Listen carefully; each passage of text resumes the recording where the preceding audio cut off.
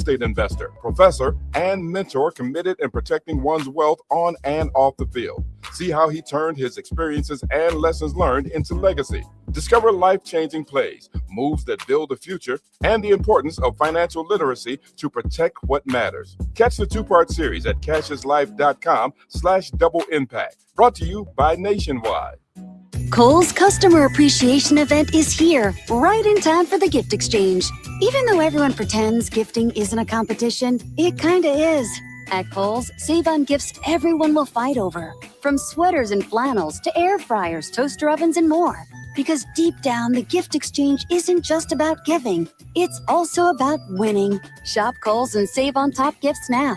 Select styles, some exclusions apply. Offers end December 14th. See store or Kohls.com for details. Roger and Tracy saved over $18,400. Cynthia was recovering from a family tragedy and saved over $10,300. If you are drowning in debt, then call Debt Blue. Debt Blue is a professional debt negotiation firm with over 20 years of experience helping people pay back a fraction of what they owe. Learn how to cut your debt up to half or maybe more. Be debt-free in 24 to 48 months, even with bad credit. With an A+ rating from the BBB, you can rest easy knowing Debt Blue is going to deliver guaranteed debt reduction. Debt Blue offers a success guarantee. You pay nothing unless your debt is reduced or completely resolved. That's right. You save money or it's free. Call now for significant debt relief and a free consultation. 800-200-8879. That's 800-200-8879. You don't have to declare bankruptcy. This program works if you owe $10,000, $20,000, or even $100,000 in debt. Call for your free consultation today. 800-200-8879. That's 800-200-8879. Now back to more of Jesse Jackson Jr. on KBLA Talk 1580. The Jesse Jackson Jr. Show. The Jesse Jackson Jr. Show. The Jesse Jackson Jr. Show. The Jesse Jackson Jr. Show. King Volley drops the beat. Come on and talk with me. Jr. Welcome forward to Jesse Jackson Jr. It's Moving Mountain Mondays. All of Secretary Owens, President and General Minister of the Disciples of Christ Church. And I am so particularly honored because she sets in motion our week by helping center our spirits and helping remind us of the nature of our responsibility to justice and to love for our neighbor. Representative and Reverend Owens, welcome forward to the Jesse Jackson Jr. Show. Good afternoon, Jesse. So good to be with you today. Always a pleasure. Representative, I'm sorry, Reverend, the representative has gone, but I feel like I've been talking to two rock stars between Ernest Krem and Representative Justin Pearson, and the judgment that the Ayanna Presleys, the Ilhan Omars, the Jasmine Crockett's, the AOCs, that there is a generation of people who do know the history, who are standing up to authoritarianism, and they may not be situated in the media correctly, but I would trust Justin on any program or Ernest Krem on any national program on any subject matter and feel very comfortable. In fact, I should share with you, Reverend, that tonight, after having had this conversation with your congregant and your member, that I'm going to get a good night's sleep tonight, knowing that there's hope. Yeah, absolutely. It will not be long. Even in the process of the campaign, praying that Justin is successful, I would love to see you and him as colleagues in the Congress. I think that would be a beautiful marriage of really experience and potential. It will not be long before people understand who Justin is. And I think there are big things on the horizon for him. And just as you, and I will say this to you, and I'm not brown-nosing you, but I've always been very proud that you were my congressman. You were once a younger man doing these things. And I'm just really excited at the potential in both Justin and Ernest. I followed Ernest on social media long before we were on the show together, and have always been a big fan. And it excites me I'm always telling my dad about these young people that I see and meet.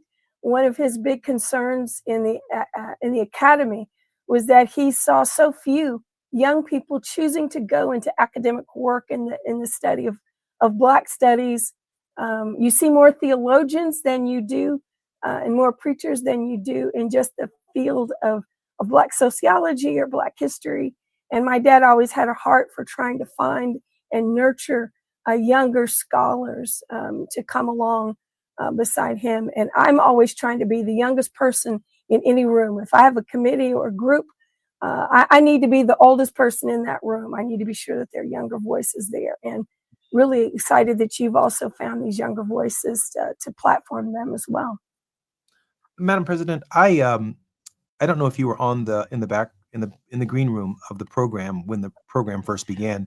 I began by announcing that breaking news out of Dallas, Texas, is obviously the vacancy of the seat created by the redistricting and Jasmine Crockett's potential desire to run for the United States Senate. But Reverend Dr. Freddie Haynes today, I believe, filed paperwork in Dallas, Texas, to run for Congress for the old seat, the newly constructed seat that was once represented by Jasmine Crockett. Can you share with us your thoughts on the prophetic ministry, the liberation tradition that is now engaging this system at the source of the problem, right? The law, the civil code, the transition from the moral code to the civil code, the fusion, if you will, between the moral code and the civil code, and the importance of having voices like Justin and Freddie Haynes, and the history of ministers who took this.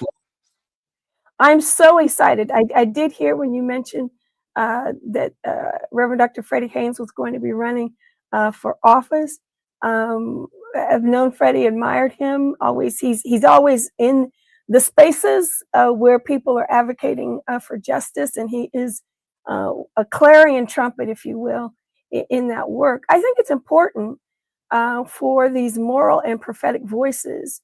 And in fact, even if you're not a minister, you can still be a prophetic voice. The prophets were not fortune tellers. They were simply people who had the courage to say the hard truths of God that society did not want to hear. And I think Freddie, Justin, Ernest, your dad, Dr. King, Adam Clayton Powell Jr., so many people in the history of both the Black church and our government. We've seen people who took on that courage. People get very confused about the difference between a religion, right, and morality. When someone who is a person of deep religious faith, whether they're Muslim or Jewish, Jamie Raskin is Jewish, boldly led the impeachment hearings and the investigation into the January 6th insurrection, if you will. Those folks have deep moral faiths, and they're not trying to proselytize or bend the government to their particular religious practice. What they are trying to do is simply stand for a world for society that their particular religious practice would like to see happen. Isaiah 11, we're in the Advent season for Christians. One of my favorite texts is Isaiah 11. People know it as the peaceable kingdom. You see it on your Christmas cards with the lion laying down with the lamb. And that is not as innocuous as we think it is. What the prophets were saying to us is that when the Messiah comes, the world can be like this. And as Christians, I think that what our greatest responsibility is to say is, as Christians, as Muslims, as Buddhists, as Hindus, as Jews, to say, if in fact the highest ideals of our particular faith traditions are met, the world can be like this. And what are we then going to do as people of faith to ensure that the world can become that way? And what that means is not a world where everyone is a Christian, or a world where everyone is a Jew, or everyone is a Hindu, although I, as a Christian, would love to see people really come to understand the beauty of my faith. The beauty of our society is not dependent upon you walking down the aisle of my church. The beauty of our society is dependent on my convincing you that the values of Jesus can lead to this society where, as Martin Luther King said, I have the audacity to believe that everybody can have 3 meals a day, that we can have health care, that people can earn a living wage. And I think people who have that kind of faith must be seen as people who are simply seeking to help shape a society that has those values, and not to shape a society where everyone is forced to adhere to one particular religious practice or another. We get confused with that. Yeah. You know, Manfred, let me share with you this a vision from the inside of the Congress. At this moment, I see the Republican side of the Congress trapped in white supremacy, and it's Yeah. backed by the faith of white Christian nationalism, which is almost intolerant of other points of view. Let's just Yeah. call that the other side of the spiritual aisle in Congress. But on the Democratic side, they practice a civil religion. Yeah. Not the same religion as that of white Christian nationalism and white supremacy, but a civil religion. That is, we respect Judaism, we respect and welcome Islam, we even respect Black liberation theological and Hispanic South American liberation theological traditions. But these points of view on our side of the aisle don't undergird our movement the way white Christian nationalism undergirds their movement in terms of the dividing line of the question of spirit. In this moment, talking about this with you, I don't even hear our Hispanic and brown brothers and sisters coming from the faith.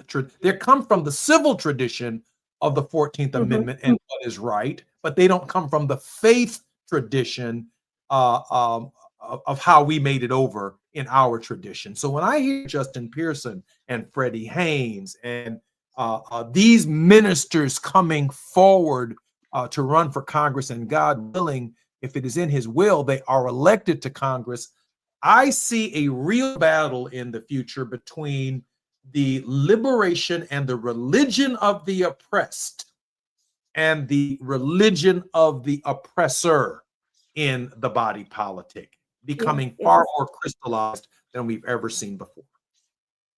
Oh, I would agree. And the problem with Christian nationalism is that it is flawed. And in its very foundations, it is flawed because of that element of white supremacy. It has limited, because it is a racist and white supremacist viewpoint, who is included, right, in the blessings of the God they claim to serve? Who is included in those who should benefit? It is only for those who are white. And that is a flawed understanding of Christianity. I would hesitate to say that, or dare say rather, that it is even worth being called Christianity. It violates every principle that one could lay out in the Bible as to who Jesus was or even who God is. So that racist element has flawed and distorted the Christian message. And when you start limiting whom you say God includes and whom you say God loves, then you're not talking about the same God that I worship, who I believe loves all and includes all. And the Black liberation tradition began with a declaration that God includes me because I am Black, that God includes me, even though you have told me for centuries that I am not worthy. So the liberation tradition has always been one of inclusion and never of exclusion. And I agree that power must be felt and heard at a very, very foundational way in order for our nation to really live into all these things that we say we are. all men are created equal. We know that they didn't really believe that.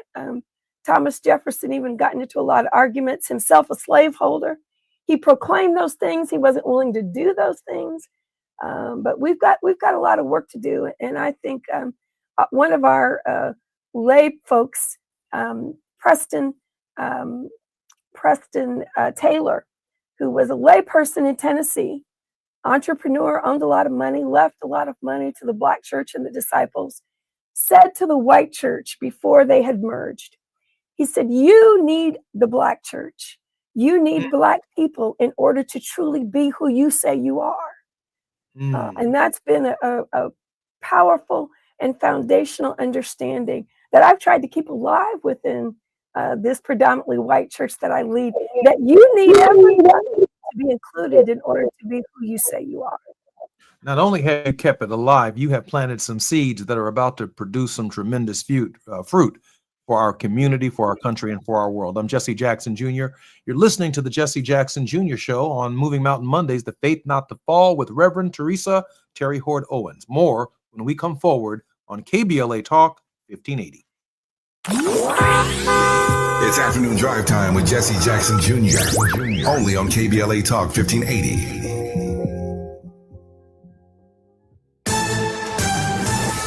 I'm Amber Payton with BIN News Now. New York City is expanding language access across agencies as part of Black Mayor Eric Adams' plan. Over 100,000 city-owned smartphones will be equipped with language apps. And a clear understanding of the situation makes all the difference in the world. NYPD Commissioner Jessica Tisch says officers will now be allowed to use them while on patrol. Public schools will also roll out the Hello app in 2026 to help bridge language gaps. Washington, D.C.'s Black Police Chief Pamela Smith is stepping down after more than 2 years in the role. She called the job an honor, while Black Mayor Muriel Bowser praised her for reducing violent crime and restoring public trust.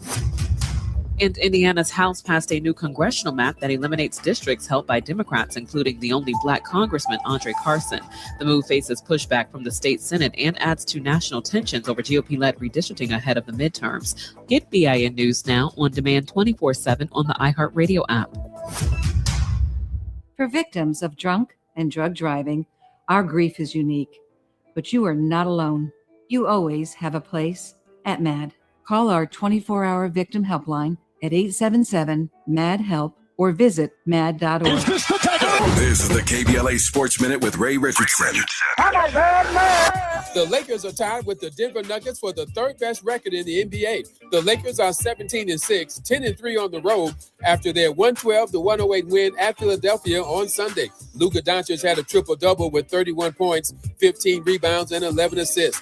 The Lakers are back in action Wednesday night against San Antonio at Crypto.com. The Clippers are off until Thursday night at Houston. Cleveland Browns head coach Kevin Stefanski says Shedeur Sanders will be the team's starting quarterback the rest of the season. In Cleveland's 31-29 loss to Tennessee yesterday, Deion Sanders had 23 completions for 364 yards and 3 touchdown passes. Sanders also had a 7-yard touchdown run. Sanders has a great opportunity to prove he's the Browns quarterback of the future.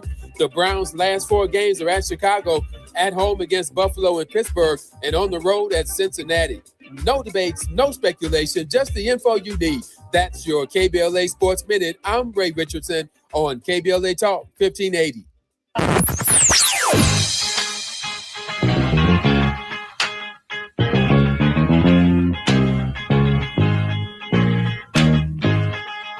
This is KBLA Talk 1580. Talk radio. That's music to your ears.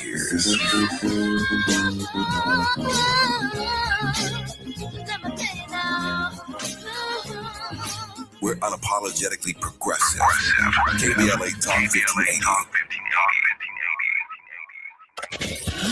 We've got a lot to talk about. Hi, I'm Zoe Williams, a.k.a. the voice of reason, encouraging you to join me weekdays from 7 to 9 p.m. for the world's most intriguing relationship radio roundtable. Every night, I facilitate and encourage our loyal listeners to participate in the most engaging relationship discussions you'll hear anywhere. So make it a point to rendezvous with me, Zoe Williams, the voice of reason, Monday through Friday, 7 to 9 p.m. Pacific Standard Time. Trust me, your relationships will never be the same. The VOR is on fire tonight. Unapologetically progressive. KBLA Talk 1580. We've got your black. Life in Los Angeles is vibrant, diverse, and full of opportunity. But sometimes a bad day in LA isn't just a bad day. Being treated differently or unfairly because of language, race, ethnicity, religion, or a medical condition can happen to anyone, and it is against the law. Have you faced unfair treatment when shopping, receiving services, or by an employer in the city? The Los Angeles Civil Rights Department enforces civil and human rights law to reduce private sector discrimination. We're here to work with you to find remedies, corrective actions, and help to connect you with needed resources. Don't let discrimination and unfair treatment go unchecked. Report your discrimination complaint at laisforeveryone.com. We want to hear your story. Visit laisforeveryone.com because your civil rights matter. The holidays mean more travel, more shopping, more time online, and more personal info in more places that could expose you more to identity theft. But LifeLock monitors millions of data points per second. If your identity is stolen, our US-based restoration specialists will fix it, guaranteed, or your money back. Don't face drained accounts, fraudulent loans, or financial losses alone. Get more holiday fun and less holiday worry with LifeLock. Save up to 40% your first year with promo code NEWS. Visit lifelock.com. Terms apply. The only thing between you and your best self is a start button. This Cyber Monday, explore the world with Nordic Track. From the peaks of Peru to the streets of Paris, every workout moves you somewhere new with iFit trainers leading the way. The equipment's amazing, smooth, quiet, and those screens make it all feel real. Ready to start your next workout adventure with the #1 treadmill brand in the U.S.? Shop NordicTrack.com for Cyber Monday savings. Nordic Track. Train anywhere, explore everywhere. An official message from Medicare. Couple more minutes, and we'll start this month's book club. You know, I usually love a plot twist, but this year, I'm comparing my options during Medicare open enrollment. You can't assume your current health or drug plan is the best one for you. And you got to make sure your drugs are covered. That's important. So is saving money. Review all your options at Medicare.gov. Open enrollment ends December 7th. Paid for by the U.S. Department of Health and Human Services. If a Lenovo computer for your business is on your holiday list, don't shop around. Just go directly to the source, Lenovo.com. You'll find exclusive deals on the PCs you want for your business, like the ThinkPad X9 14 Aura Edition and Yoga 7i 2-in-1. So avoid all that shopping chaos and price comparing, and just go directly to the source, Lenovo.com, where PCs are up to 50% off. That's Lenovo.com. Lenovo. You're listening to Jesse Jackson Jr. on KBLA Talk 1580. The Jesse Jackson Jr. Show. The Jesse Jackson Jr. Show. The Jesse Jackson Jr. Show. The Jesse Jackson Jr. Show. King Volley, drop the beat. Come on and talk with me. Come on and listen to me. Jr. Welcome forward to the Jesse Jackson Jr. Show on KBLA Talk 1580. This is Moving Mountain Mondays, and that's what we've been doing, moving them all day long in the Faith Not to Fall with Reverend Terry Ford Owens. Reverend Owens is the General Minister and President of the Disciples of Christ Church. Reverend Owens, welcome forward to the Jesse Jackson Jr. Show. Oh, thanks as always for having me. You know, I've been taking a panoramic view of liberation theology in the last break, and I was thinking about the amazing number of African American women who are emerging in the liberation theological space. Some from the LGBTQIA community, others from the traditional denominational space of advocacy. I'm starting with them spiritually first, Reverend Owens, in part because I also know in this space that progressive African American women are running for Congress. They're running for offices all across the country. They are running campaigns. They are advocating for women. Even in my service in the Congress, I brought a number of Black women to public life for the first time in a male-dominated universe of politics, including but not limited to Robin Kelly and Pat Dowell as an alderman. Even my ex-wife came to public life, 2 or 3 state senators and a couple of state representatives, all Black women, bringing them forward.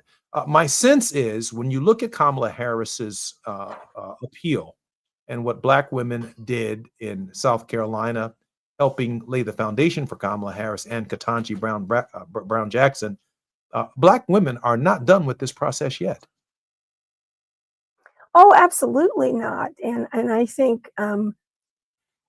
in my excursions, if you will, for advocacy and lobbying and hearings on the Hill in the last 8 years in this role, you continue to see Black women, as you know, behind the scenes, providing strong leadership, not just in front of the cameras, press secretaries, staffers who are helping to draft legislation, who are coordinating and communicating. And there's a real presence of Black women that I've seen on the Hill. There are more Black women, as you noted, in ministry. I'm old enough to have remembered a time when the very person who ordained me at one point in time said that they, and this is the disciples' pastor, who said that they didn't believe that women could pastor men, that would be a problem. He would ordain women in ministry, and he certainly turned 180 degrees on that. So Black women are organized and smart and courageous and able to deal with a lot of things at once. There's a legacy of Black women having to do a lot and having to be a lot.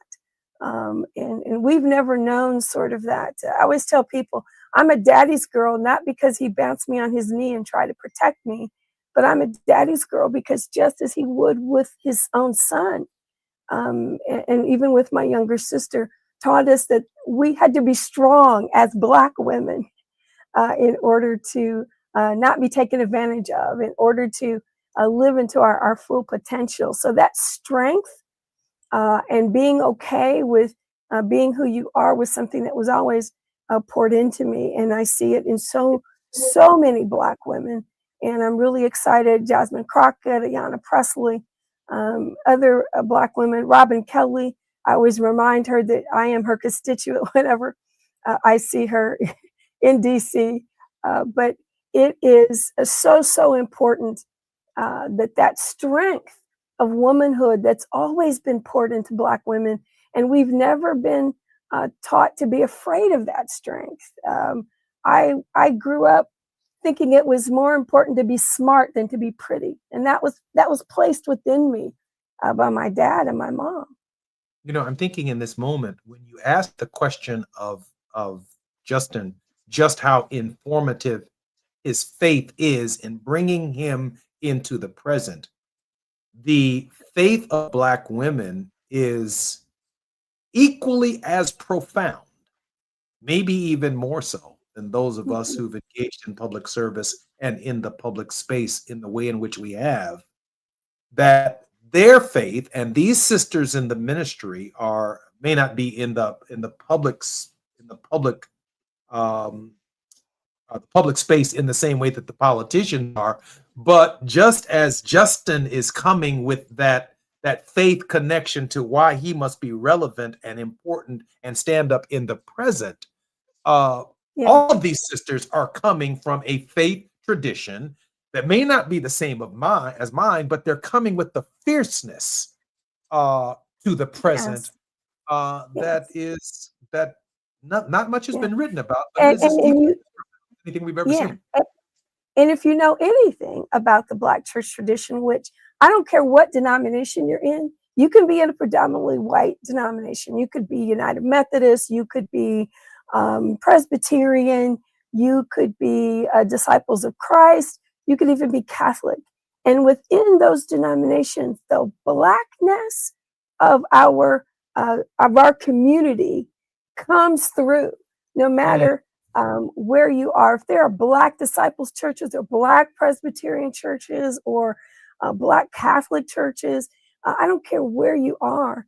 The broader framework or structures of these denominations have not been able to whitewash the Black Christian church tradition that is alive and well, and has kept our people strong and motivated, and has continued to represent the very foundation of so many community resources.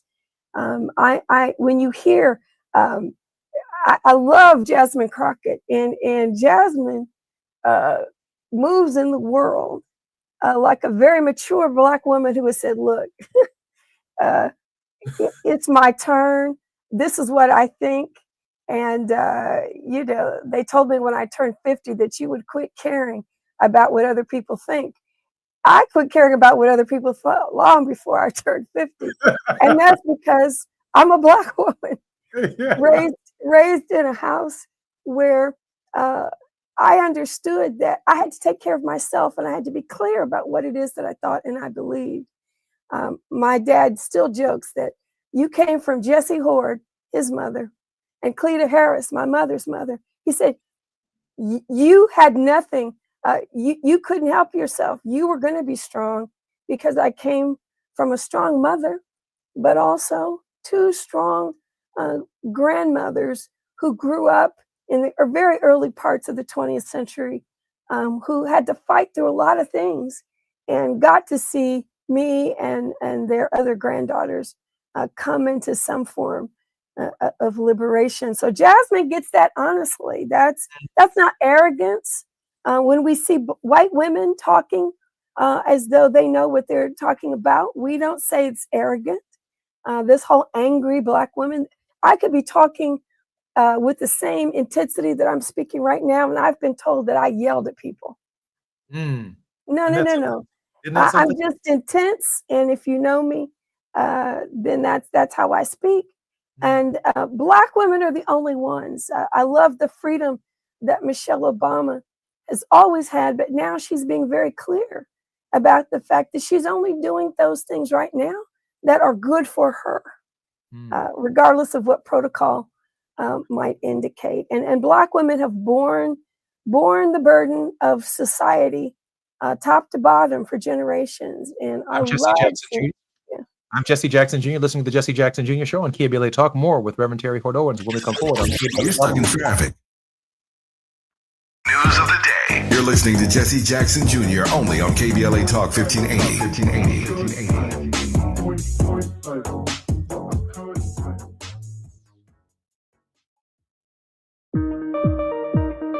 JP Morgan Chase offers tips for the local business owners in 2025. Small business landscape is ever changing, and the Los Angeles market is no exception.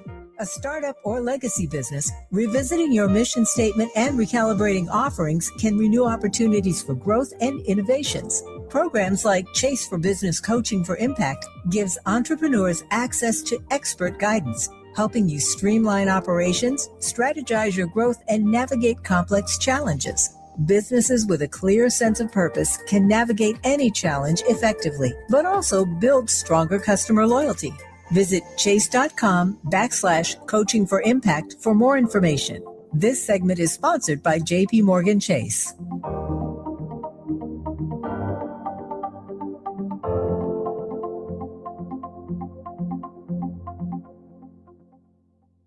In a city as big as LA, healthcare shouldn't feel far away. That's why Cedars-Sinai is breaking down barriers and bringing resources like free screenings, vaccinations, and wellness programs into local communities. From Leimert Park to Lincoln Heights and everywhere in between, Cedars-Sinai is showing up, partnering with over 200 local organizations to improve access to healthcare resources. Because care doesn't just happen inside a hospital. It happens in neighborhoods and places around the city where we live, work, and grow. Cedars-Sinai, here for LA. This is the story of the one.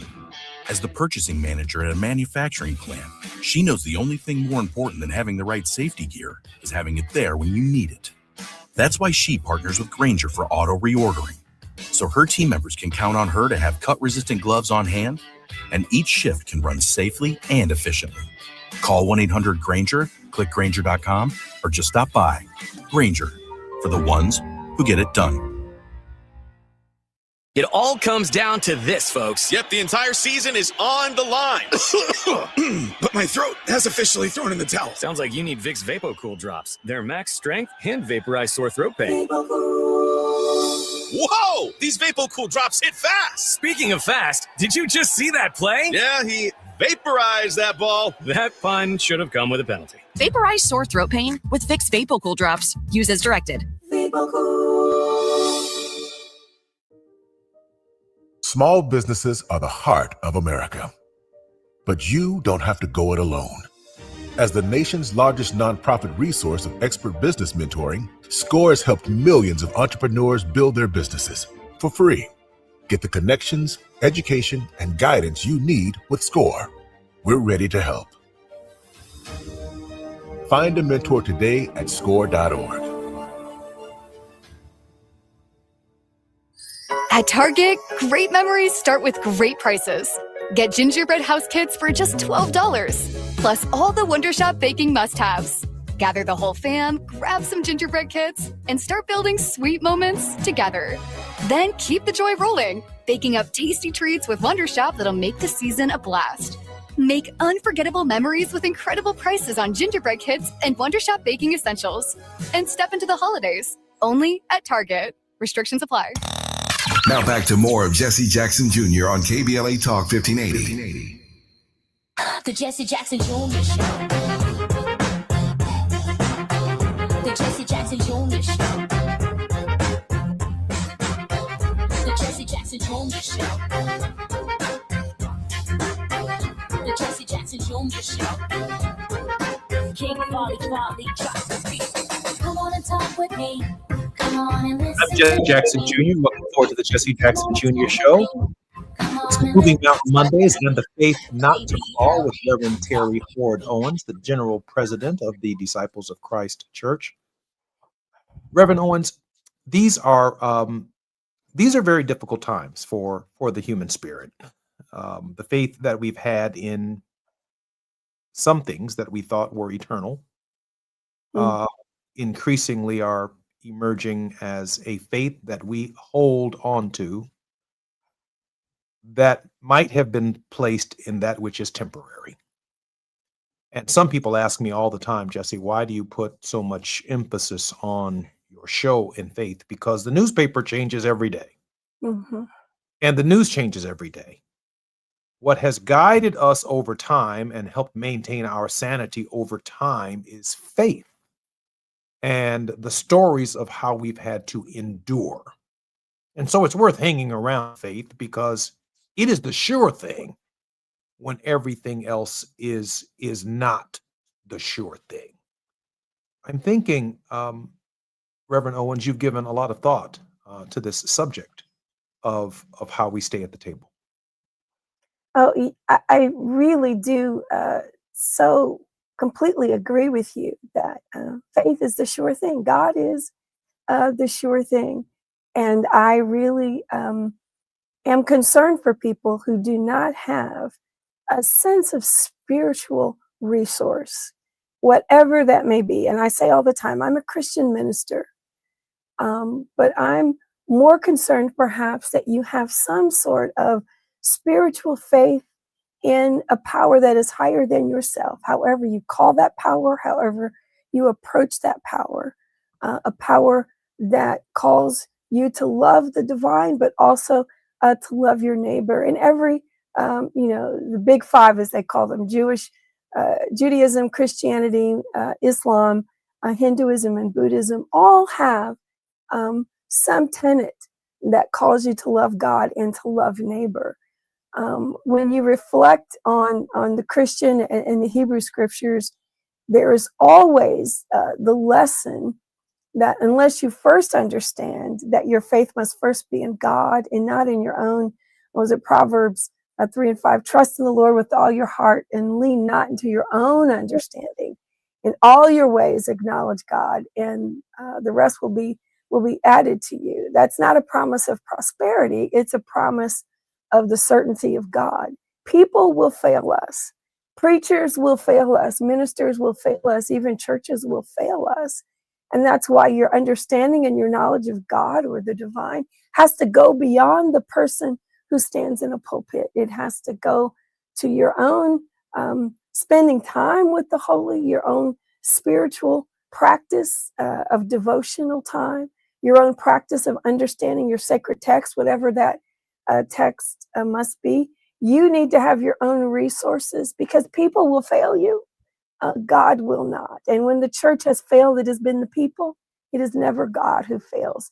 And you don't even get to that understanding unless you spend a lot of time really trying to seek God and understand those things for yourself. So I think it's absolutely critical to be sane in this world, really, to have those spiritual foundations. Madam President, you force us to a centering moment in ourselves because so many of us, quite frankly, are losing our minds in the newspaper every day. We can't keep up with the tweets. We can't reconcile the arguments that Abby Phillip is having every single night on CNN. I really hope they give her a new show, by the way. Oh gosh, I can't. They need to preserve her from that. But MSNBC, I don't even bother to watch Fox. The steadying the ship is somewhere in that paradigm of love, of mercy, of forgiveness, and of hope. Madam President. Yes, and the famed Hebrew Bible scholar and theologian, a white man, Walter Brueggemann, who just passed away earlier this year, is probably one of my favorite theologians and Bible scholars. And there's nobody better to help you get into the Old Testament or Hebrew scriptures. But he said in one of his books that truth telling is the emancipatory vocation of the church. Truth telling. That's why I pray for my sister, fellow Harvard graduate Abby Phillip, because every night she's swatting back lies that are coming out of people's mouths. I don't think we have to give place or equal privilege to people who don't tell the truth, as though somehow we're being open and fair and balanced if we do that. The truth matters. And the truth isn't based even on a theological understanding. Truth is truth, facts are facts. And I think we have to be courageous enough in the church and courageous enough as individuals who believe in a higher power to stand on truth. Dr. King always used to say, truth crushed to earth will rise. I found out recently that he was quoting a poem by a man named William Bryant called The Battlefield. Truth crushed to earth will rise again. And I kind of stand on that. In the words of Maya Angelou in her wonderful poem, I Rise, that my sister used to recite from childhood on. And whenever we want to encourage one another in our text back and forth, we'll just say, I rise. I rise. And there's a spiritual foundation to that. I think, Madam President, when I listen to what you're saying as I reflect upon the balance of our week, I think about Todd Yeary as a minister having one foot in the pulpit, but one foot in the courtroom. I think about Justin Pearson having a foot in the ministry, but also a foot, hopefully, in Capitol Hill. When I think about Ernest Krim having a foot in the classroom, but now a foot in the public square, I think that truth that we stand on is a straddle, right? It's a straddle. It's not 2 feet in anything. It is a firm foundation in something eternal, this faith proposition, but it's also the courage, if you will, and the will in our final 2 minutes, and the will to do something about it in your time and your space. Madam President, a final word of hope. And that's right. And, Martin Marty, the famed historian of Christianity who taught at the University of Chicago, always talked about, having the newspaper in one hand and scripture in the other. And I firmly believe that even a minister must be, I can't just have 2 feet in the church. I have to have a foot in the real world to know what people are experiencing and what's happening, to show people and to speak to people that there is this God that I proclaim, this Jesus that I proclaim, cares about their earthly experience, and cares whether they eat, cares whether they have health care.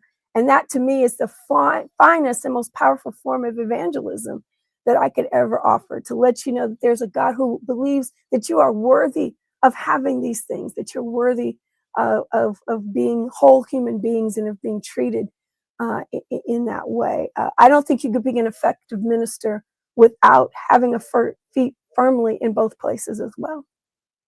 I am so grateful for the seeds that Pastor, Reverend, General, President of the Disciples of Christ is planting. We saw your work today in Justin Pearson. We see your work between the United States and Canada. We're all the better for it. And we're so grateful for the centeredness and the foundation that you provide for us every week on the Jesse Jackson Jr. Show. I want you to take care of that voice and that little cold that you've had this week. And we're certainly praying for you, Madam President. Thank you so much. Blessings to all. Until next Monday, I'm Jesse Jackson Jr. You're listening to the Jesse Jackson Jr. Show on KBLA Talk 1580.